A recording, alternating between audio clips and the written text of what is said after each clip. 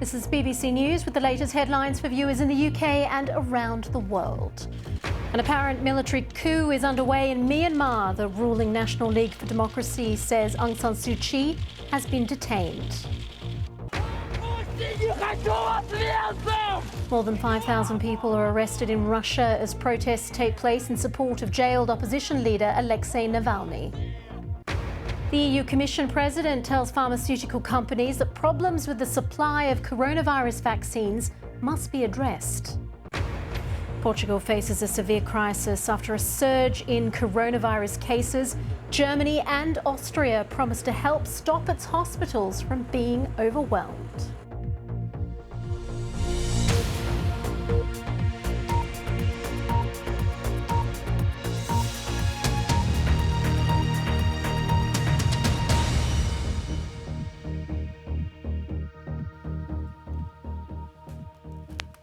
Hello and welcome to audiences in the UK and around the world. Well, let's start with some breaking news this hour.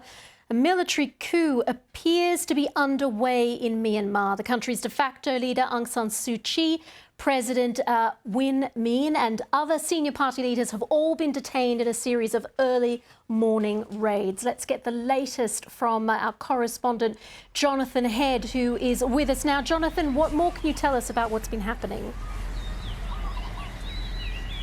Well, it's not that clear. From here in Bangkok, we're getting a lot of reports from contacts inside Myanmar. It does appear, there are numerous reports that the key leadership of the country, including Aung San Suu Kyi, have been detained by the military very early this morning, before dawn, that the capital, Naypyidaw, which is not the main city, but that has been more or less cut off. People are finding it very hard to get through on the phone or any other line. So Naypyidaw is where the military has its biggest base. It's also where Parliament was due to convene later today to establish a second term of office for Aung San Suu Kyi after her party won an even more resounding election victory last November. It was contesting that election victory and complaints of irregularities by the military that appears to have driven this action. Remember, the military last week made some alarming signals talking about replacing the constitution or even possibly a coup, then backtracked at the weekend saying it would abide by the constitution but still insisted that its grievances over the election were still valid. What's happened this morning really can't be overstated. It is an extraordinary move. You have to remember that the constitution that governs Myanmar right now was written by the military. The entire transition back to a democratic government was overseen by the military, which still has very significant power. It's guaranteed a quarter of the seats in parliament. It controls key ministries, and yet they appear to have moved today to neutralise the government, to take it over in effect before parliament can sit. Now, the military's given no statement so far. There have been soldiers visible on the streets in many parts of Myanmar. It seems those have been brought out to detain key officials in regions as well, people like chief ministers. So I'm not sure the military will describe it as a coup, as a suspension of the constitution. Under the constitution, the military does have significant powers to declare a state of emergency, and that might be its option. But it is an extraordinarily dramatic and provocative move by the military, in particular to detain all the key leaders in Aung San Suu Kyi. These are very popular politicians. Aung San Suu Kyi is enormously popular. The election result was clearly in her favour. Her party won 80% of the seats in the main parliament. So this is not going to go unopposed, and it is a very risky move by the military. A very risky move. I mean, the military are guaranteed seats under the constitution, so there was no threat of them losing the power that they have. So why then make this move? It's not entirely clear what their motives are, and there's been quite mixed messaging. The military's powers are significant, but it's no secret that Aung San Suu Kyi has long wanted to reduce those powers and get the military out of politics, although whether she could have done even with her really strong presence in parliament, it's not that clear. Perhaps it was to preempt that. Perhaps it was a sense of outrage that the military's own party did so disastrously badly. It only got 6% of the seats in all the parliament. So it's not exactly clear, but it's obvious the military was very unhappy with the election result. It's not even clear at the moment whether the military is united behind this action. We don't know who's leading it, though we must presume that the Armed Forces Commander Min Aung Hlaing has approved it. So until the military speaks, I think the situation is extremely fluid and very, very dangerous. Jonathan, where can this lead? I know it's very hard to hypothesize on what the motives are, but could we say that the military is now considering dissolving parliament, or could this just be an attempt to almost a warning for Aung San Suu Kyi's party? I think there were plenty of warnings given before, and clearly the military viewed those as not being sufficient. One thing I think may be unlikely is that they overthrow the Constitution. The Constitution is their own Constitution. They spent years drafting it. It gives them enormous powers. Unlike Thailand, which has coups and constitutions as often as most people have changes of government, in Myanmar, I think it would be a much bigger deal.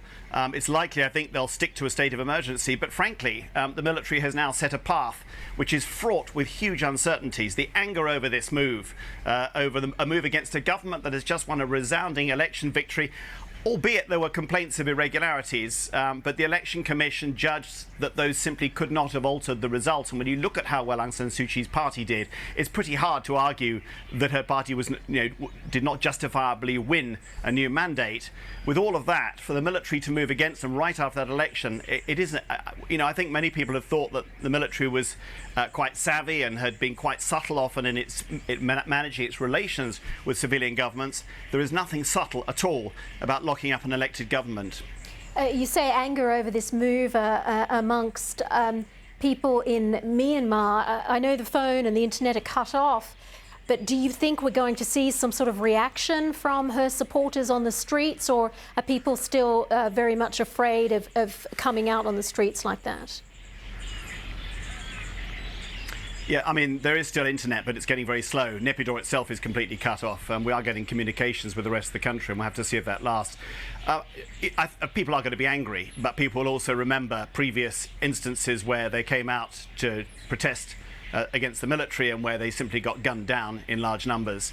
I don't think anyone's going to be rushing out to challenge the military, but how well can the military move on from here? The question is, if it isn't going to overthrow the government, is it going to hold the government hostage and try to get its complaints about election irregularities heard? I think it's unlikely. No government is going to make concessions with a gun held to its head like that.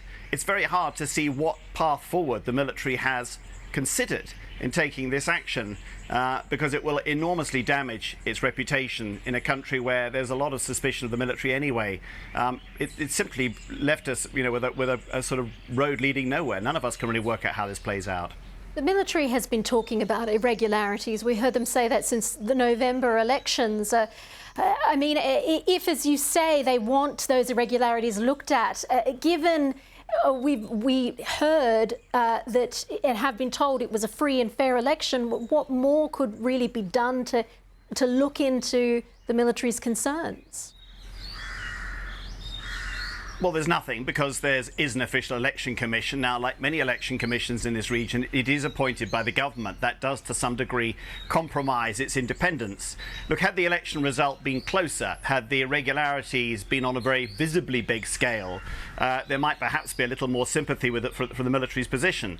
But I think many Burmese people will be asking themselves, first of all, what business is it of the military, the actual army, which is supposed to be managing the security of the country, to intervene in an election? It's making its belief that it still has a very big role in politics very clear.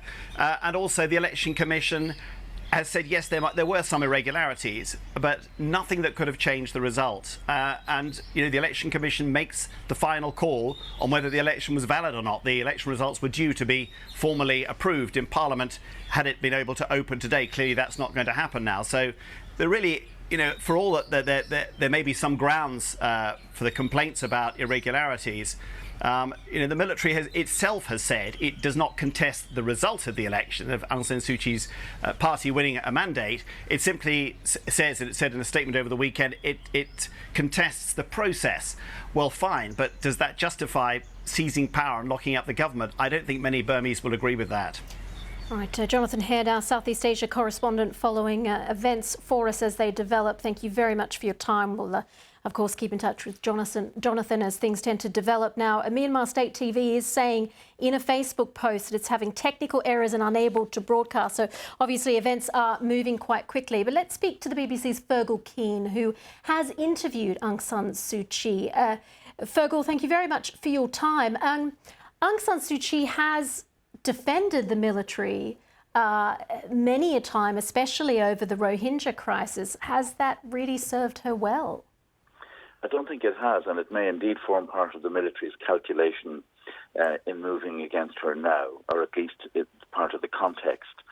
They will look at her as somebody who is much more isolated internationally than she was back in 2015 when she led the National League for Democracy to their first landslide victory in the elections back then. Don't forget, 2019, she went to The Hague, to the International Criminal Court, and stood as the face of Myanmar defending the military's actions against the Rohingya in Rakhine State. And because of that, she saw, all of the luster that used to surround her for being a human rights activist, for Nobel Peace Prize winner. All of that was obliterated by her support for the military's actions against the Rohingya. So I think the military will have looked at her and said she's now isolated. They will also probably have calculated that the international community is very preoccupied with COVID, with the pandemic situation, and have thought that this is a good time to move.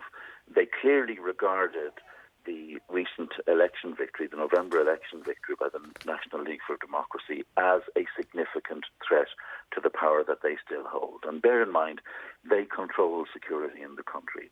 Aung San Suu Kyi has long regarded this, and I know it from conversations, as a major impediment in terms of establishing genuine democracy in the country.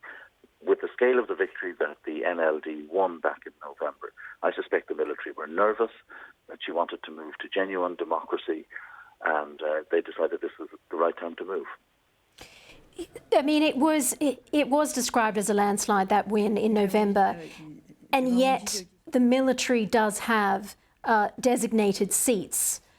So it is an extraordinary move, given their power didn't really seem to be under threat. I think the move is a consequence of their power. It's both fear of losing that power, but an awareness that they have this massive military power. And as Jonathan Head rightly pointed out, and as those of us who have reported on Myanmar over the decades know, they're capable of the most extreme ruthlessness with people who come out onto the streets. So they're not worried, I think, about a massive civilian uprising, about thousands of people coming onto the streets, because the rules of the game in those terms are very clearly understood in Myanmar. Bigger question is, how will the international community, and particularly how will the nations of the region react to this? Will they allow it to be business as usual and continue dealing with Myanmar in economic terms, in diplomatic terms, or will they go for very severe action? The international community, in many ways, as you've been saying, has turned away from Aung San Suu Kyi because of what has happened since she became the de facto leader. You have met Aung San Suu Kyi, you've interviewed her. Can we hypothesize what she might be thinking? Would this move have surprised her? Do you think she would have seen it coming? Is she politically savvy enough to have seen the warning signs? Yes, I mean, I've known her since 1995 and have interviewed her on many occasions. I think she certainly would have seen this coming. She's very, she's hardy. She's a I would say a tough customer. So she certainly would have seen this coming and will be prepared to sit out whatever the military decides to do. And the big problem she has, however, is, given everything that's happened with the Rohingya, is being able to bring about the kind of international coalition which she was able to do in the past to support her and to support the cause of democracy. Let's see what the Biden White House says. This is the first major foreign policy challenge for them in Asia, and it's a pretty significant one. As Jonathan Head says, none of us knows where this is going to lead. I remember in the past when she was detained under house arrest and then she'd go into prison and then be released again. She was treated relatively respectfully. How might she be being treated now by the military? I mean, in a sense, anyone's guess.